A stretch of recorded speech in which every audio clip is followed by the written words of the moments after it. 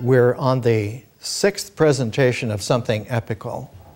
In fact, it dwarfs epics. We have been born into a generation that has been the storm front of a threshold of enormous transformation. Our species has refined itself so that we now inhabit a realm that has already established the new refined species of man. The last time that this happened was about 50,000 years ago, and concomitant with that, we have established the beginnings of a time form wherein a new civilization, in fact, a refined kind of civilization, will increasingly come into play, and will come into play for at least 2,000 years into the future. The most telling quality for us is that in 1949, from White Sands, New Mexico, a two-stage rocket, a WAC rocket made in the United States and a modified V2,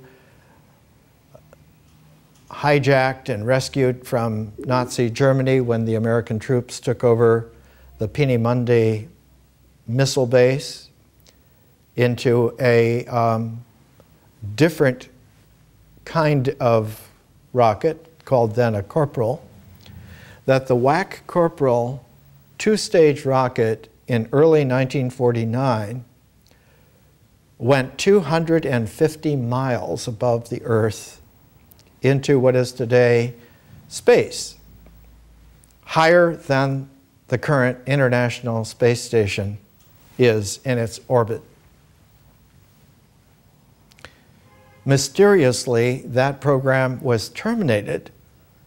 The program had a government designation, the MX 775. It was terminated by the Secretary of Defense, the first Secretary of Defense, James V. Forrestal. Within a very short time, Forrestal, it is said, committed suicide jumping out of the 16th floor window of the Naval Hospital in Bethesda, Maryland. And all of the UFO sites in the world now are featuring stories about Forrestal's suicide not being a suicide, but was a planned assassination, because he was a part of the original cover-up of UFOs, the Majestic 12. And he had become alarmed at the direction that was being taken of beginning to back-engineer captured UFOs and to back-engineer captured UFO occupants in a completely secret government, even from those that were empowered to keep track of it, because the first president whose responsibility it was Harry Truman, and he was not able technically nor in terms of political savvy to ride herd on something so enormous and on concerted individuals in a power group so adept. The difficulty is that the next president was very capable. General Dwight Eisenhower was the commander-in-chief of all the Allied troops in World War II. He was a strategic mastermind. And he would not be put off and demanded to be shown what is going on and what the scale is. And in 1954, he was taken to Edwards Air Force Base in the Upper Mojave Desert here in California. And a meeting was arranged with interstellar civilization representatives and the so-called Majestic 12 became reformulated as the Committee of the Majority. It has become apparent by 2009 that not only are we not alone in the universe, the estimates now are that if we just used a statistical sampling, our galaxy alone would contain minimally 361, why they got one, 361 interstellar civilizations. And on the high end, it could run as high as many thousands.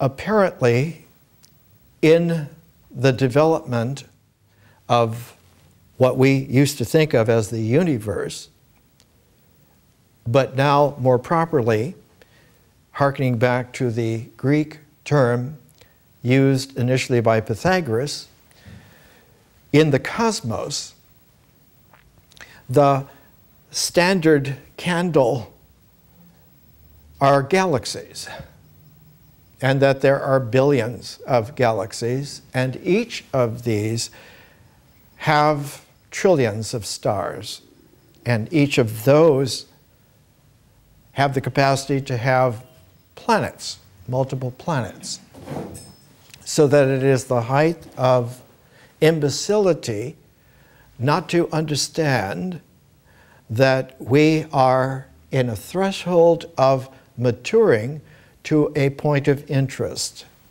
which has been achieved apparently since time immemorial in the cosmos, but that our particular case is of interest.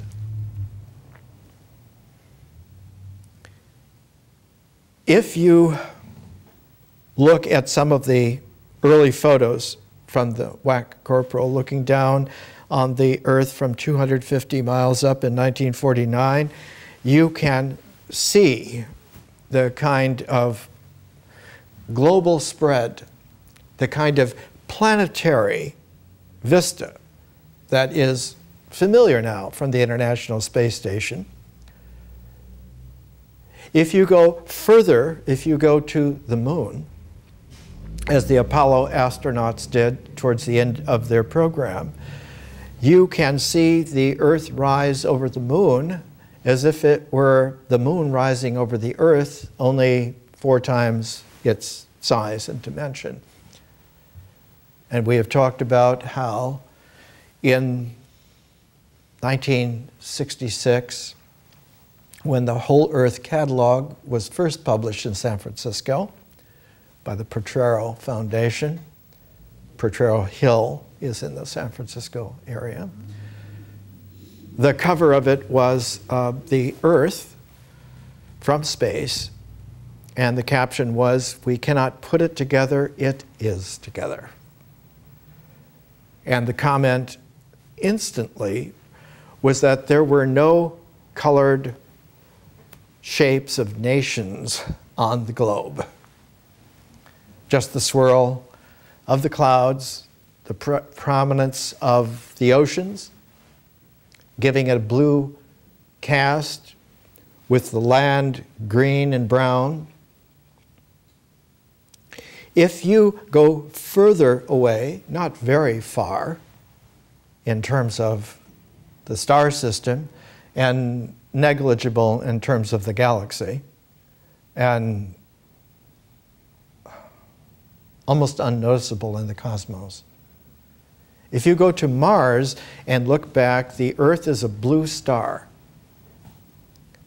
It is a sapphire blue star, somewhat brighter than Mars is as a cinnamon saffron star,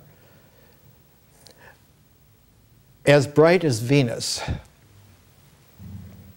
If you go further out, the Earth always remains a star but diminishes.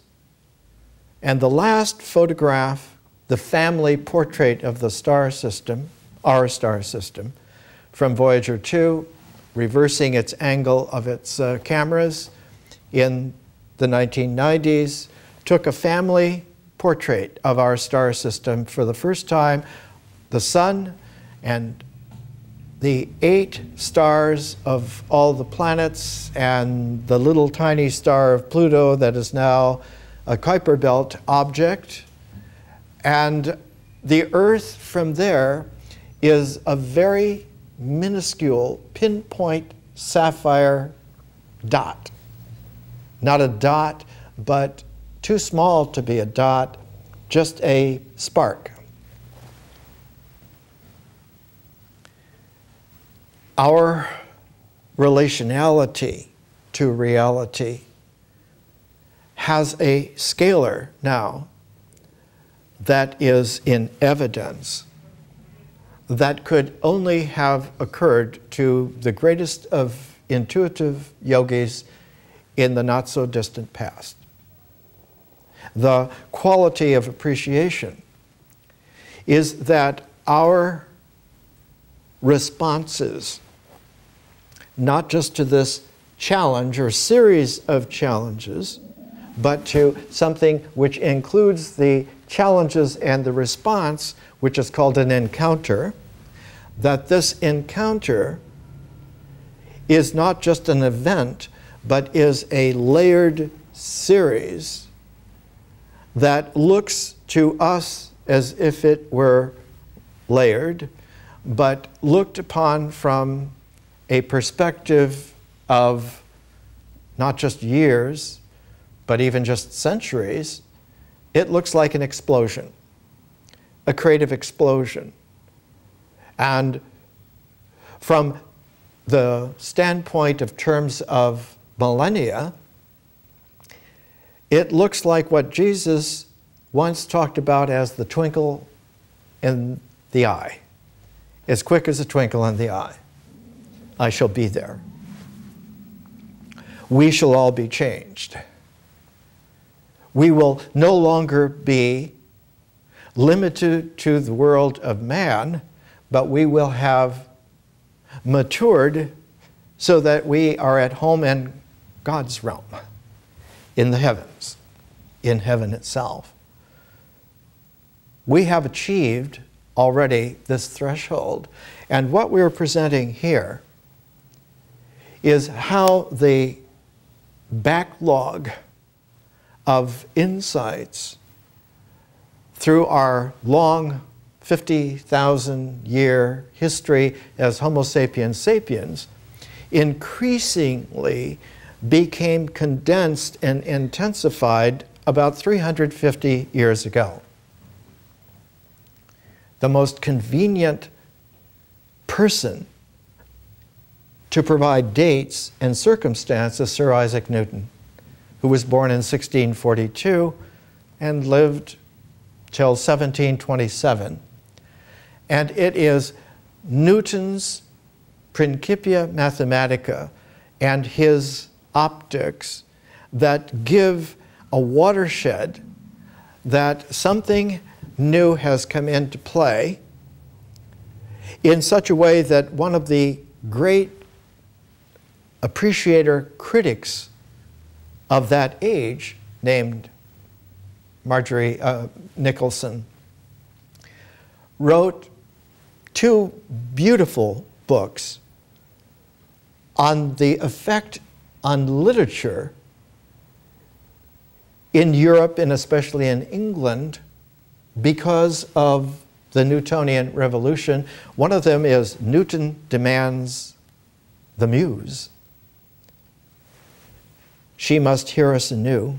And the other is called the breaking of the circle. That the circle of convenient geometric abstractions was over. That there was a dynamic now that was spiraling in such a way that there was a spectrum of light, a spectrum of energy that was yet to be found out, yet to be determined. 21 years before Newton died, Benjamin Franklin was born. And Franklin, within just 20 years of Newton's death, discovered electricity, discovered how to pull lightning from the storm clouds down the wires of a kite, in through the bottom of the sill of his window in his study in Philadelphia, and put the energy into a series of Leyden jars made in Leyden, Netherlands, which could store this lightning energy, this electricity, and by having a series of 6 by 7 batteries, one could, for the first time, with this egg crate of Leyden jars, have the world's first battery. One could save the energy named by him electricity by making sure that the positive and negative poles named by him and all of the other vocabulary already named by him. And by 1751, all of his letters on his researches were published in London by his, one of his great friends. From 1687, when Newton first published the Principia Mathematica, to 1751, is only 64 years. It was a massive beginning of a kind of a transformation of civilization that we have seen before. In fact, we have seen with a periodicity. When we go back, we find that there are cycles of time that help us to keep track of the way in which the phenomena that blossom as existential forms in space are also underwritten by a time dimension, so that time becomes the signature of the way in which those forms will occur. That they will not occur statically, but they will occur in a frequency of the energy that has been cinched into polarity so that they exist. But they do not exist statically, they exist vibrationally. And that one can learn, finally, how to calibrate the frequency of matter so that one can understand then how to tune one's capacity through instrumentation to use that energy and to begin to experiment with it.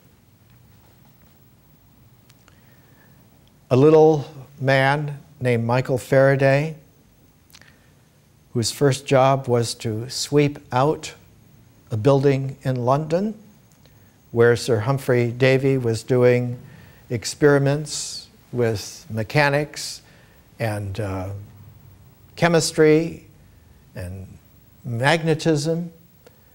And it was little Michael Faraday who patiently, like Franklin and like Newton, worked out in the basement of this building the way in which one could come to understand that electricity and magnetism were the same frequency, that the frequency of the two together made an electromagnetic spectrum. And that while the electro spectrum is very large in the frequency, the magneto is quite small. It was some time later that James Clerk Maxwell discovered a way to mathematize what Faraday had understood from what Franklin had developed, from what Newton had started. And Maxwell's great treatise, 2 big volumes on the theory of electromagnetic energy, showed that they solve in a pair of ways. Not only is there an electromagnetic spectrum, but there is mathematically a magnetoelectric spectrum, but that both those have their polarized polarities, and that while matter that comes into existence in the electromagnetic spectrum can be of 2 kinds. It can be matter, it can be antimatter. The magnetoelectric is much higher frequency. We now know it is about 20 billion times the frequency. And that if there were an existential, quote, matter made out of magnetoelectric spectrum, it would be so incredibly refined and powerful that a magnetoelectric being could walk through the universe and walk in between the spaces of the atom's interior. Would never have to bump into the nucleus or the electrons, and literally would be like a ghost spirit being. And by moving 20 billion times the pace, could take one step and go through the entirety of the cosmos. We live at a time where star wisdom man has to recalibrate himself, and if it takes alphabetical steps to do so, we have already taken a great many of those steps. And that when many of us were born in the late 30s, early 40s, some in the early 50s, already there was a realization that one had moved already several generations before beyond the Newtonian into the Einstein universe, into, in fact, not only the Einstein universe, but the quantum universe. And by the late 30s, early 40s, the ability to make atomic fission had become a reality. And the visioning capacity of star wisdom man, Homo sapien stellaris, had already put these prophetic visions out to such an extent that it is called now in literary retrospect the golden age of science fiction. And as many of those individuals that we're now taking a look at, creativity clusters. There become special groups of talented people who come together and who together make a pattern of events that they weave their work together, their energies together, and one suddenly has a threshold of something which is dimensional. And the source of that dimensional threshold is that consciousness is a 5th dimension. That just as time, as the first dimension, blossoms the three dimensions of space from its very vibratory motion. As soon as there is a movement of not a dimension, the original geometric phrase for it was from Euclid, 2,300 years ago in Alexandria. He was an inheritor by that time of 200 years of almost 250 years of Pythagorean excellence.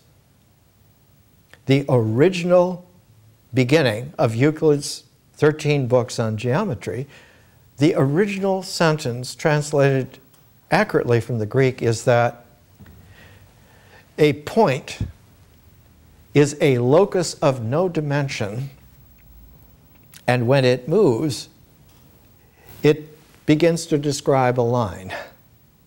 That a line is not drawn between 2 points, it is the movement of a locus of no dimension. That locus of no dimension has no dimension because space has not yet blossomed from time. But as soon as the locus of no dimension moves, the line occurs and is the beginning that the first dimension now has a spatiality. It's in space, and that space generates almost instantly, not quite, but almost instantly, a plane.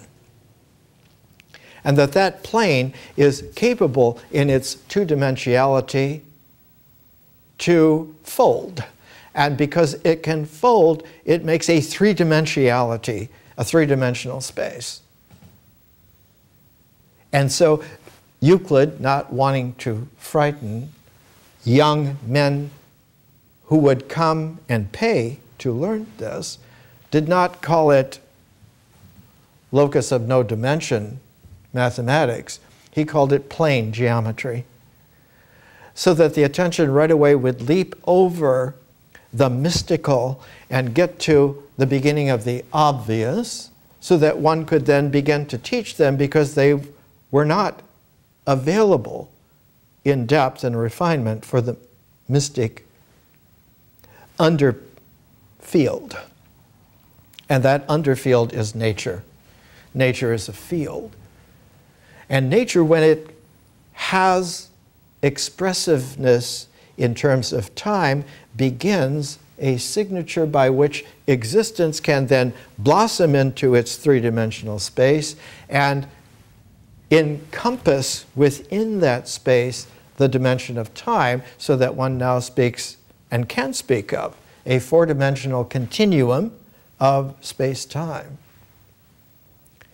And that the key to understanding the glyphs of a geometricity, one can begin with the plane and cut out of the plane circles and triangles, squares, rectangles, parallelograms, and eventually come to understand that there are such things as aspects of a square, aspects of a triangle, which are the angles.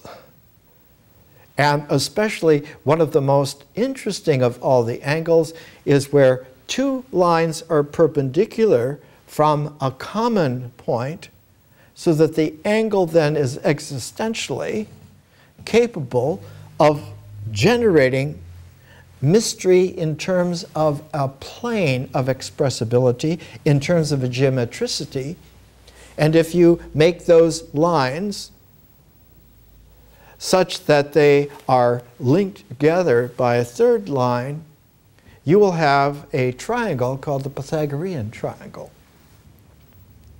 And as long as you maintain the perpendicular 90-degree angle, however long those lines are, the third line will be exactly proportionally that long. It's called a hypotenuse. And the relationship will always be 3, 4, 5. The beginning point of the angle will be 1.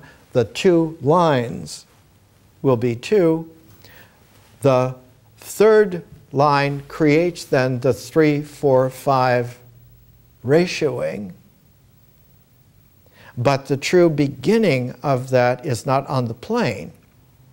It's not in the lines. It's not at the angle.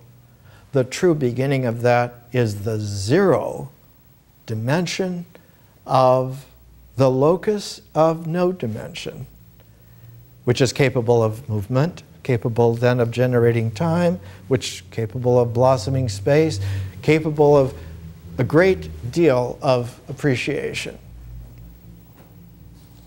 Exactly at the time that Euclid was going through his ability to express all of this 2,300 years ago,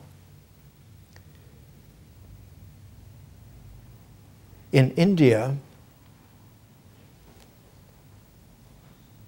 there was a crisscrossing of talent coming from the West all the way to India, coming all the way from Alexandria and beyond into Western Europe, into India. Because India at that time was masterfully united in what was called the Ashokan Empire, and Ashoka, as the emperor of India, sent emissaries to Alexandria to represent India. And the yogis in Greek were called gymnosophists. They were gymnasium sophists. They were capable of using their body in a yoga that would make a kind of a calibration of the chakras, so that India had developed a kind of a geometry of the body, which then indexed and scaled all of the major positions of the body as asanas, and were able to give a rather complete scalar of what this was. Much in the way that Pythagorean Greek understanding became Euclidean geometry, in India by that time, the ability to go back to a contemporary of Pythagoras, the Buddha, the historical Buddha, was developed to the point to where one could understand, and Ashoka was the first Buddhist emperor of India. He ruled for about 50 years. They understood by that time that there is a way in which to calibrate the yoga spectrum of asanas to raise them to a higher level, and that the higher level was able to be expressed like plane geometry in something a little simpler to begin with, and that was to alert the young students to the fact that their psychophysical shape was augmented not only by a fifth dimension of consciousness, but that there was a sixth-dimensional form that emerges accurately out of that five-dimensional transform continuum, and that sixth-dimensional form was, the Sanskrit word was Purusha. It means a spiritual being, the spiritual person. The form of the spiritual person emerges out of five-dimensional continuum as a sixth-dimensional quality that is different from, but related to, the individuality and the referent to it, which is the physical existence. And that in between the individuality in thought, the sense that I am I, which is an identification, and the confirmation of it is that that identification is based on a one-to-one referentiality, that the I, the individual in the structure of thought, is equivalent to the existence of this body in four-dimensional time-space. So that the individuality is also a four-dimensional form, and that they have a referential equivalency, that the I of individuality is this body, but that the Purusha, the spirit person, is distinctly different because it can transform the individuality and can transform the body. That the third form is not just body, mind, and spirit, but that spirit is able to modify, to transform both the mind and the body. And by being able to transform the mind and the body, all of a sudden one has the understanding that the cycle, the circle, the integral that led to everything being arranged in terms of an understander in the mind, the I, now has to pay attention to the fact that there is not only a referent back to physicality, to existentiality, but there is a referent forward to the Purusha, to the spiritual person. And so when the age-old Indian epic of the Mahabharata that had been passed on orally for almost 3,000 years came into this realm, it was written down for the first time. And the writer was a great sage named Vyasa. The Sanskrit origin of that name is very much like Vayu, which means wind. The spirit writer, magnificent. And the Mahabharata is a very interesting thing. The great translation by C. Raja Gopalachari, the Mahabharata, was published, first edition 1951, 3,000 copies. It was the beginning of a book university in Bombay, now called Mumbai. And this was the first of Bhavan's Book University. And this book university eventually published Petram Sorokin's Reconstruction of Humanity as one of its earliest books. Because India understood by this time, by the early 1950s, this volume was published originally in 1958, October 1958. Exactly 1 year after October 1957, which was when Sputnik went up. And Sputnik alerted the entire world to the fact that the space age is here in the sense that man can leave the Earth. Not only can a rocket leave the Earth, but man can leave the Earth. It takes about 9 months to publish a book. And the Reconstruction of Humanity, written by Sorokin, is a reprint of his original book, The Reconstruction of Humanity, and it was published in 1948. Beacon Press in Boston. We're going to take a little break and come back.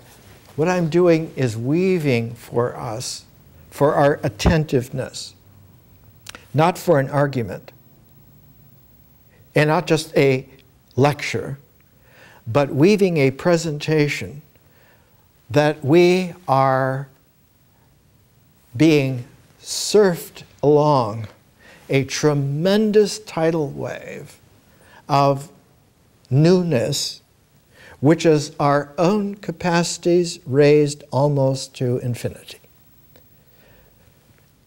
It is not only a responsibility to do so, it is a privilege to be able to participate with all who can appreciate it, because the last time that this happened was 2,000 years ago with the advent of Jesus and Mary Magdalene, who were so potent in their transforms that they refined Buddhism so that one didn't focus on the Buddha, who became a locus of no dimension.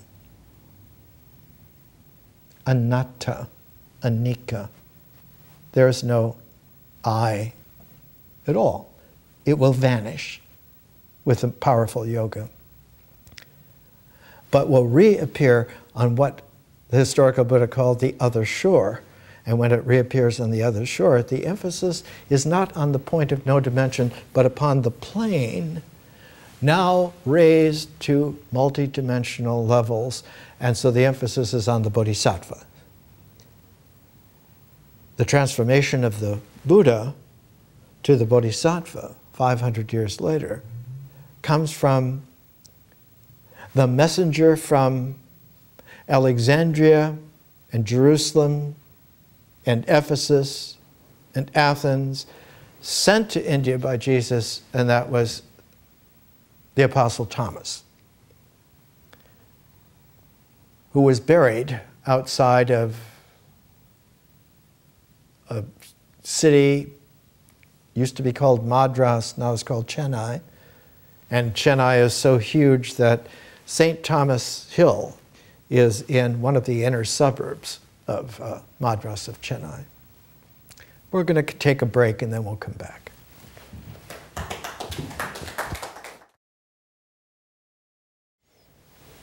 Let's come back to Sorokin's Reconstruction of Humanity, 1940.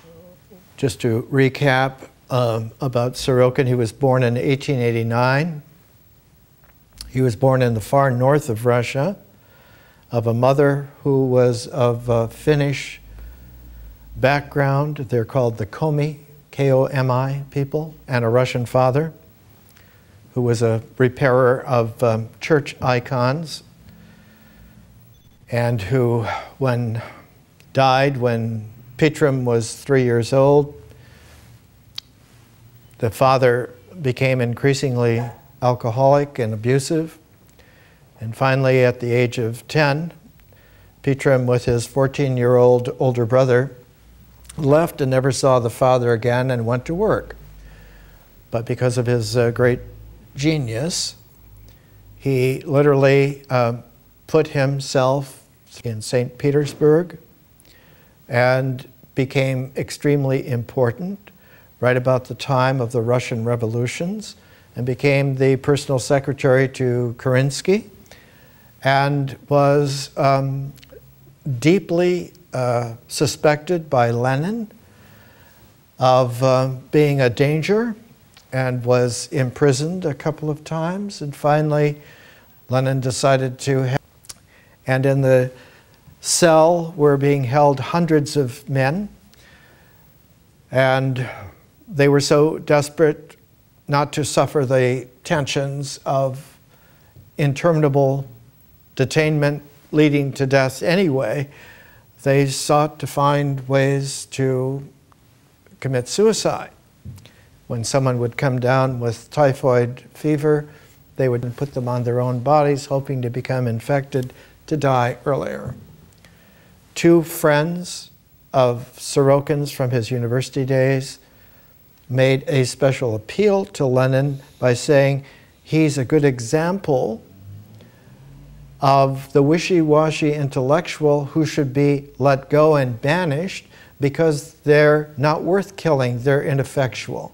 And so he was banned. He was first taken in by President Masaryk of Czechoslovakia, who made arrangements for him to go to the United States, to Minneapolis, University of Minnesota, where he was noticed for his incredible genius and became the founder of the sociology department of Harvard University, where he was the rest of his life.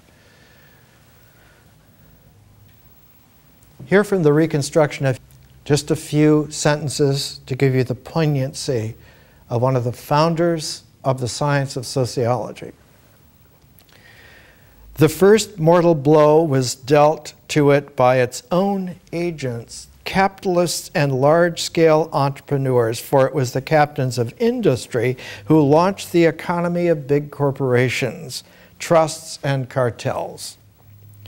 The economy split the very cornerstone of capitalism, that of private property. Its full-fledged form, private property, means the right of possession, use, management, and disposal of the property in question, and also the duty to bear the risk of its mismanagement. The economy of corporations shattered this. In every corporation, those who own it, its thousands of shareholders and bondholders, neither use its property, nor manage, nor dispose of it. On the other hand, those who manage and dispose of it, the board of directors and the officials, do not own even a significant portion of its property. And skipping over a paragraph or so, it was precisely the pioneers of corporate economy, the Rothschilds and Rhodeses, the Rockefellers and Carnegies, and not the communists or socialists, who dealt the mortal blow to the full-blooded capitalism of the 19th century. With the establishment and rapid growth of big corporations at the end of the 19th century, they invalidated private property, shattered authentic capitalism, crushed thousands of small, truly capitalistic enterprises, and inaugurated the fatal decline of capitalist economy.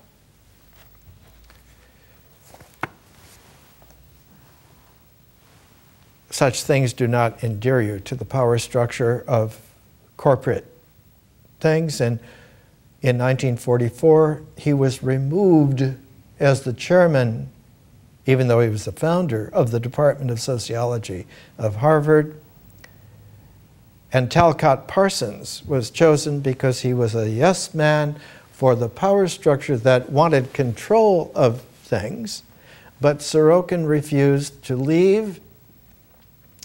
And in fact, he got a patron, Eli Lilly, of the Lilly Pharmaceuticals, and Lilly established a center of creative altruism at Harvard, and so Sorokin could be just another ordinary professor of sociology, but also the head and director of the creative altruistic center at Harvard. And from this standpoint, Sorokin began to publish a number of books. One of the most powerful of those books came out in 1950, a seminal year, dedicated to Eli Lilly, Social Philosophies in an Age of Crisis. And in it, he reviews all of the major theories and theorists of cultures and civilizations, and he finds most of them lacking. He put out his own deep consideration, not from the standpoint of philosophy or anthropology or even history, but from the stance of sociology. That sociology then is a very powerful discipline, a science. Its study focuses on the society. He writes in this way in 1950. An individual or group can possess a given cultural phenomenon in its ideological form only. For instance, an individual or group may well know the ideology, that is the totality of meanings, values, and norms of communism or Buddhism, meanings without either practicing it or objectifying it through a set of material objects and vehicles, such as a Buddhist temple with its ritual objects, or a communist club with its pictures of Marx, Lenin, and Stalin, and hundreds of other material vehicles of communism. Christians who ideologically profess the Sermon on the Mount but do not at all realize it in their behavior or in their material culture are only ideological Christians. With respect to the culture enunciated by the Sermon on the Mount, it remains a pure ideology with them and does not penetrate deeper into their behavior and material culture. The same is true of any cultural phenomenon that functions only on an ideological level without influencing the behavior with the material culture of individuals and groups. He eventually came to understand that there really is a polarity, a bifurcation, sociologically speaking, of cultures. One kind of culture relates to the materiality, the behavior. And because of that relation, he called them sensate cultures.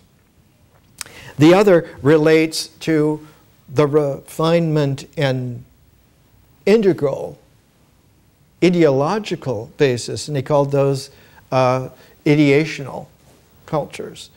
And that these two kinds of cultures have a distinct polarity between them, so that there is this constant tug between the two kinds. And that a sensate culture will come to a dead end when it trashes art, that the trigger of its end can always be identified. He used the phrase one time in a conclusion. He said, "You can tell when Western civilization as a sensate-based viability ended is when you will find Rembrandts on beer cans." But then you get into the seesaw where the next step is the overhyping of the ideological side, ignoring the material, the behavior, which then must be reprimanded and commandeered. You cannot leave the material value and wealth in the hands of those who are not integrated into your ideology. And you cannot let their actions, their behaviors be unchecked without an enforcement of codes, laws, rules.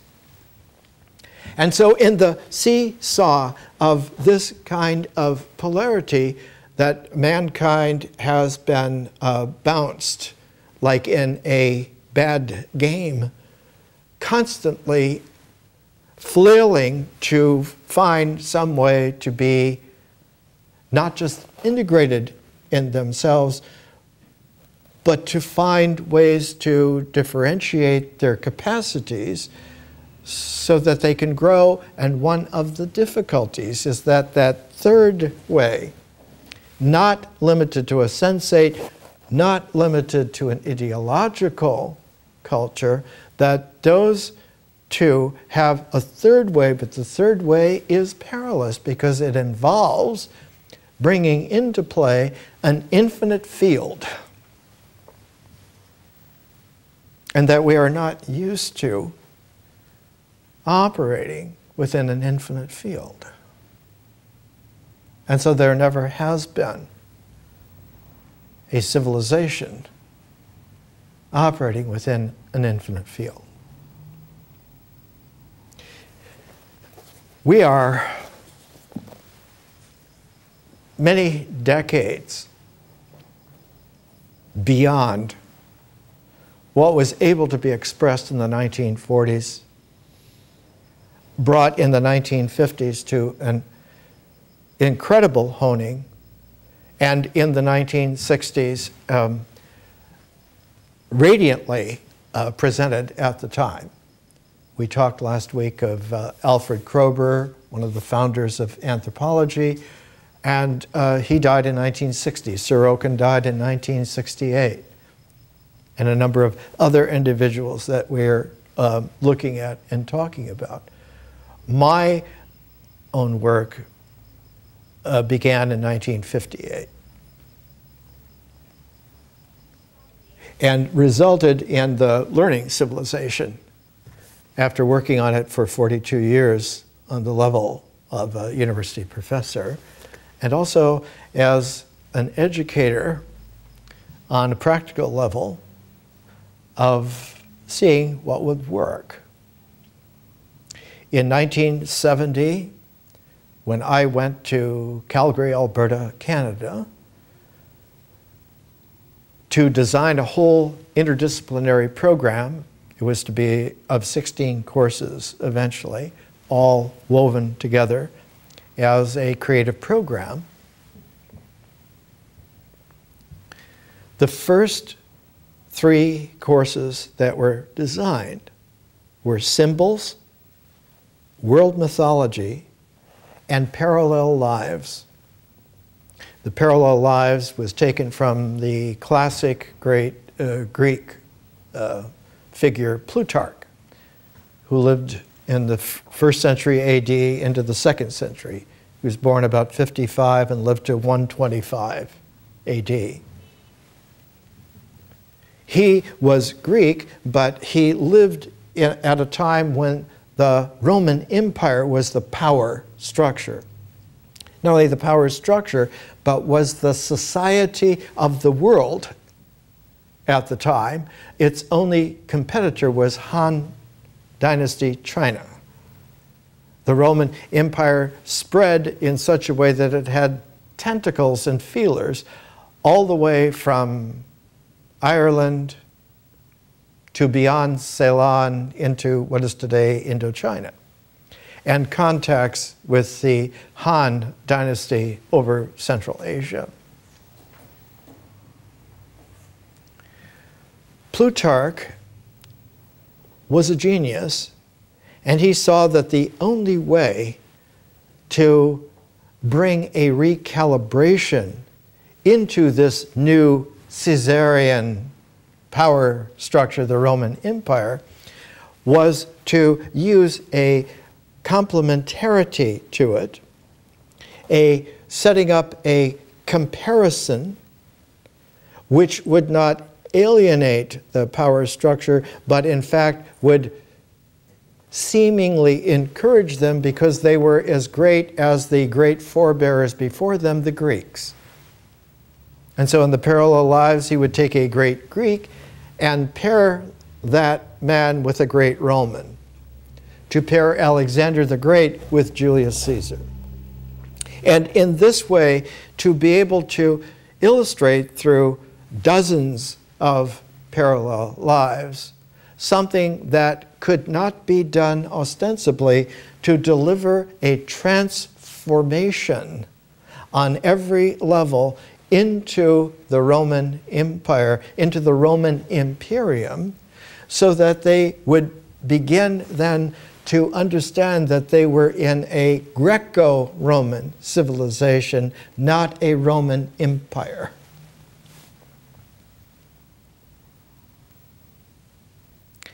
We're fortunate in having not only all of the parallel lives saved from antiquity. You can buy them from Harvard University Press in about 12, 15 volumes. But you can also buy 16 volumes of the collected essays of Plutarch, the Moralia. And one of the most poignant is entitled Why the Ancient Oracles Don't Work Anymore. And the most poignant little vignette in that essay is that a Greek sea captain and his crew, passing a famous headland of South Italy, not far from where the early Pythagorean communities of 500 BC were, did the old traditional thing and yelled out, but not in praise of the gods, but yelled out that the ancient gods are dead, and that everyone on the ship heard a great sigh of remorse from the barren landscape, from the headland, from the mountains, that the old gods were dead. We live in a time where the old gods are dead. Does not mean that God is dead. The famous saying is that Nietzsche said, God is dead, and scrawled on the wall underneath it, many graffiti artists saying, Nietzsche is dead, dash, God. It is a time-form phenomenon. In fact, it is a time-form phenomenon, but it is a conscious noumenon. That phenomena require a cycle that blossoms out of nature because of a time signature initial trigger and make the shapes of existence in space so that they are space-time existential.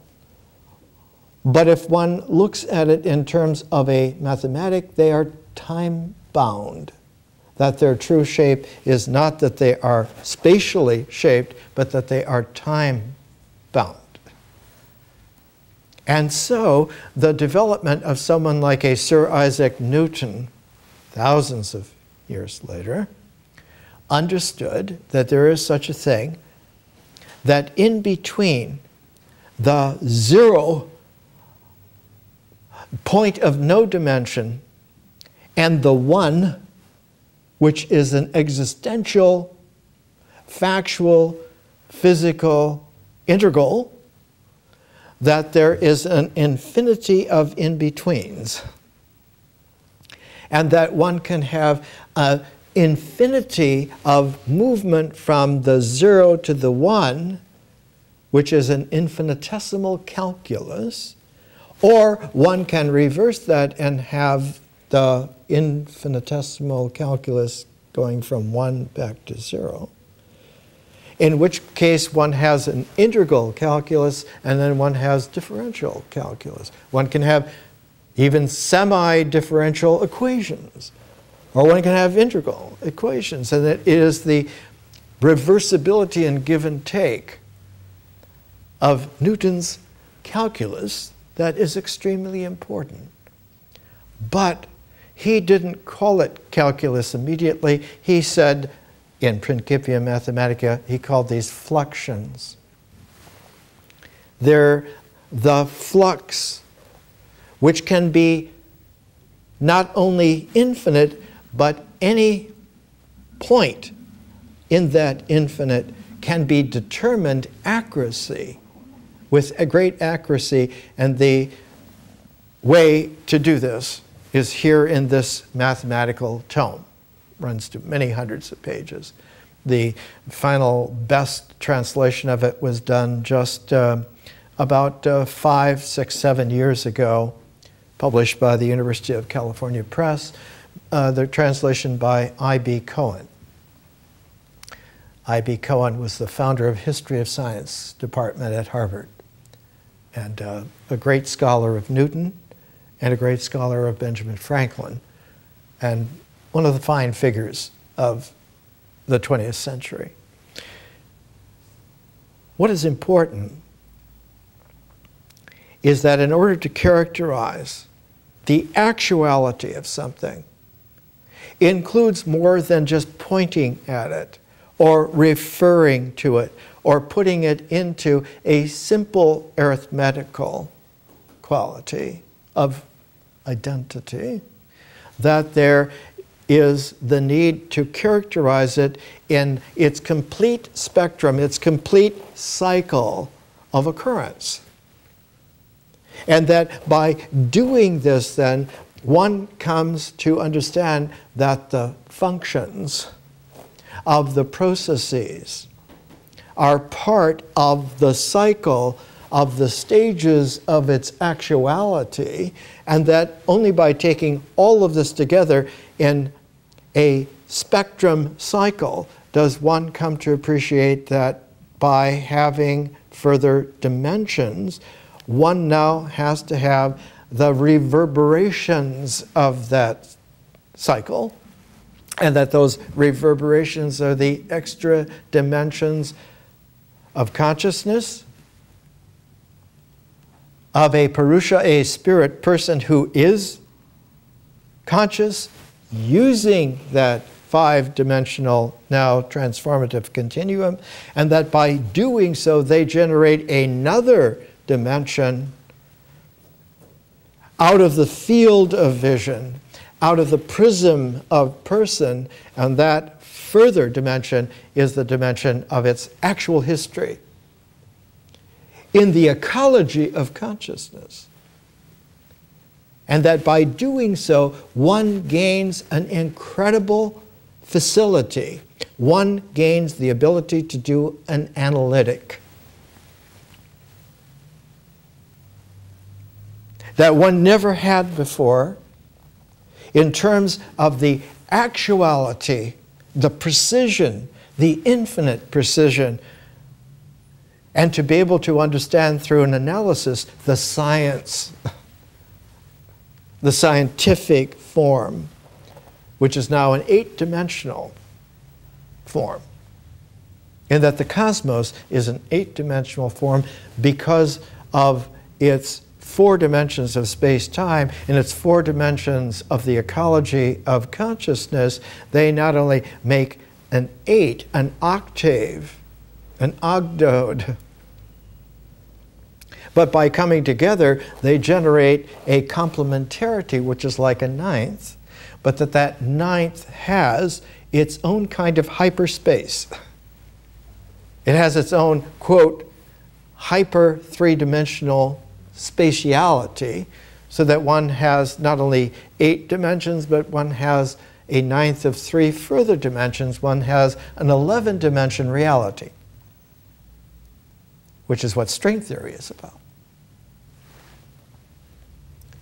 Once the complementarity is characterized, appreciated, and analyzed, so that the complementarity occurs, one now for the first time is able to say, this is real.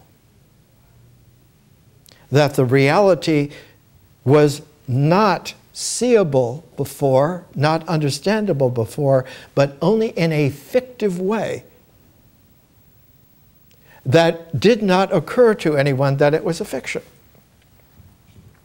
That it was not possible because from a four-dimensional integral that was completed and its referentiality had all of its identifications confirmable, how could there be something else? And yet, there is always something else.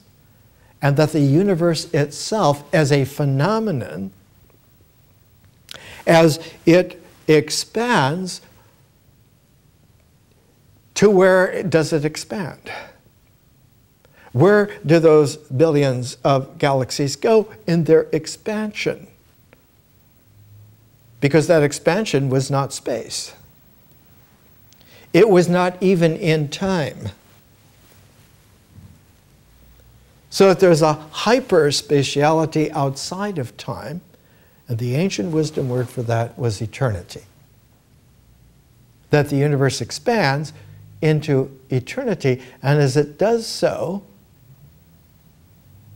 the more consciousness that there is in terms of reality, the more that eternity enters into the play of the complementarity, so that phenomenality refines and noumenality refines, and that together one slowly raises the temperature of actuality into the warmth of reality. One of the great figures to work on this in terms of a vision was Pierre Teilhard de Chardin. A recent book on him is called The Skull and the Jesuit, just published. Teilhard de Chardin, Evolution and the Search for Peking Man. The Teilhards in France are an ancient minor royalty. And when he was born, there was an incredible sense that he was a very special child. And we've talked a little bit about him. He died in 1955. And a few years later, appeared in English a translation of one of his last great books called The Phenomenon of Man. Because he had spent all of his professional scientific life as a paleontologist. But he had also been a visionary priest involved finally in World War I. And he found himself in a portion of the Great Trench that scarred Europe for hundreds and hundreds of miles for the length of the Great War. And after a severe bombardment, there were only 2 soldiers left alive. And they asked Pierre Teilhard to say a mass for them before they died. And he had nothing to offer for the Mass until it occurred to him that he would offer the entire world. And so he did a Mass for these 2 soldiers involving the entirety of the world. And when word got out about this extraordinary event, because they lived, he was exiled as a dangerous man, a good Jesuit, well-trained, a fine priest, a good scientist. We will send him where he can do no harm. He was sent to China to work on rocks and bones. Is a peculiar aspect. But someone who is prismatically personal actually has more dimensions than those who send you who are only individuals in 4 dimensions. A 6-dimensional person will always be at least 2 orders above, 2 entire evolutionary orders above the simple egotistical individuality as an identity in a structure of thought which is static. Does not have its ecology of consciousness at all. Does not have any way of understanding. It has no way to be real. It has only the pseudo confirmation of identifications in terms of its own isms. But when the spiritual person now participates in the flow of history, a kaleidoscopic consciousness occurs.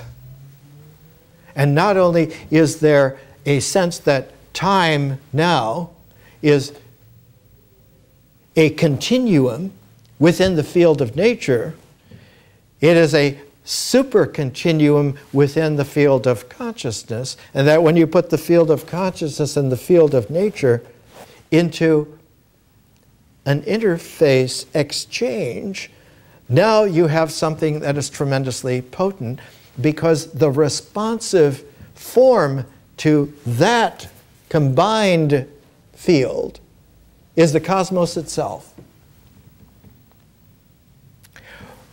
The gate by which that recognition now is done is not the individual in the structure of self-identifying thought, is not the body in its physicality as a phenomenon, but the gate, the portal, is through that spirit's person, through their person. And they know because the light that comes through them illuminates a spectrum of possibility. Like phenomenal light will have a spectrum of the rainbow, the spectrum of possibility coming from the cosmos itself shows the divine capability of transform possibilities. And so one becomes familiar with what the phrase in science fiction was finally in the late 1950s. Grof Conklin, who did a lot of the early collections of science fiction stories and things as anthologies, labeled one of his anthologies, All Possible Worlds. Now, all possible worlds are not only within a purview, but are creatively participatory. One can not only just do this, one can help to create this.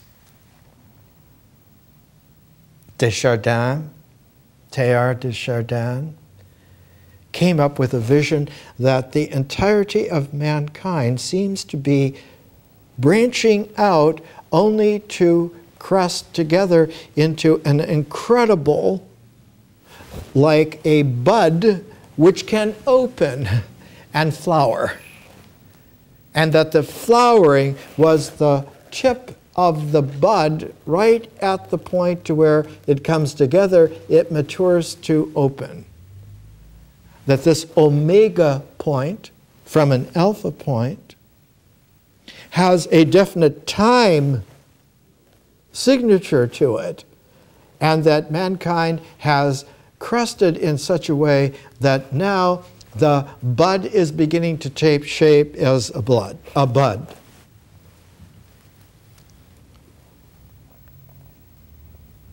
That man is poised for the first time not only to recognize that this is so, but to recognize the recognizer of one, that this is promised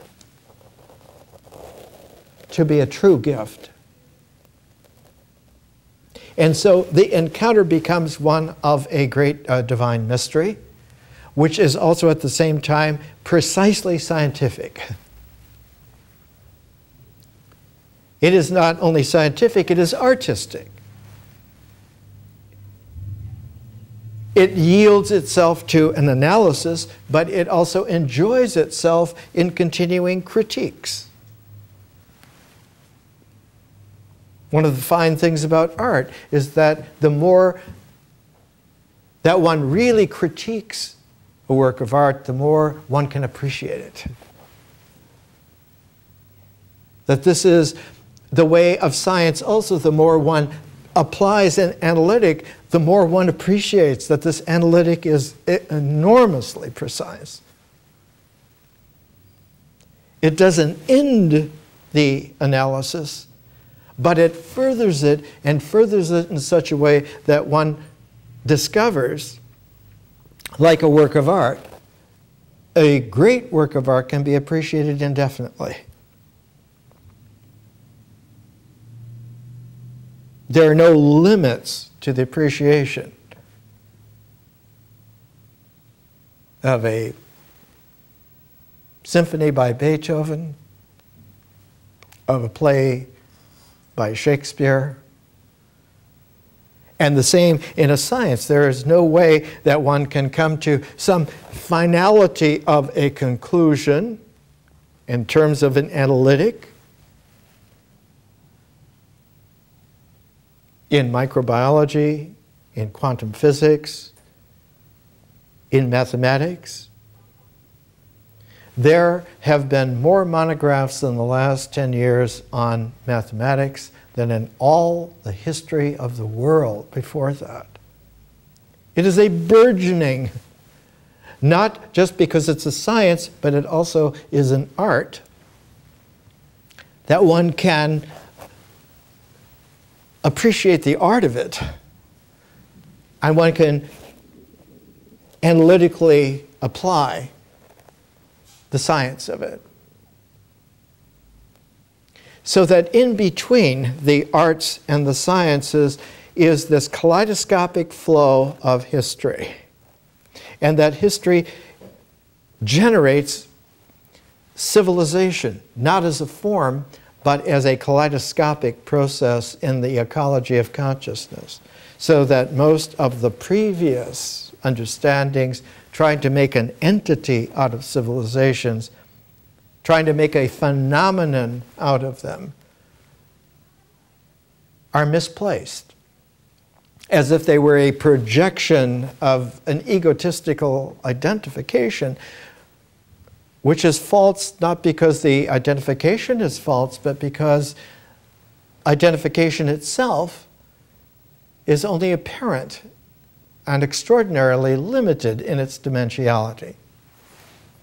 Simply doesn't have enough dimensions to be real.